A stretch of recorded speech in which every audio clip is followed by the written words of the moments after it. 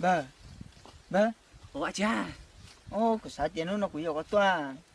Tôi khó nhà lòng có đã, thằng nó nói chung ấy, cái sai tao đi kéo như thế cái sao có, nó còn thằng cũng gì cái nó là, À,我记住啊。ô chỉ có nó à. Ồ, con chỗ hay tốt tốt như mà, cũng sai điểm gì cũng vô là, cũng chỉ sai nhau phần nhá.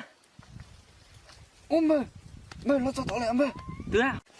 Ô, ta xin cho em luôn cho là tao à. Ô, chính xác, nó một số kia thôi mà, ý kiến của số kia thôi. Ô, khen cổ.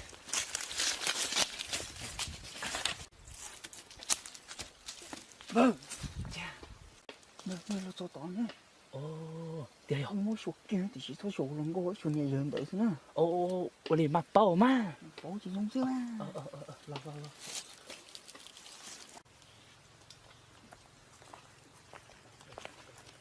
Dậy mua.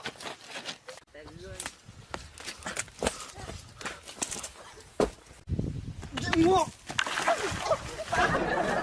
Tôi chỉ tôi thế. Cha. Wow. Ô, được rồi. Nè, kia. Thôi lòng quá. Ô, được rồi. Không còn ra à? À, mua.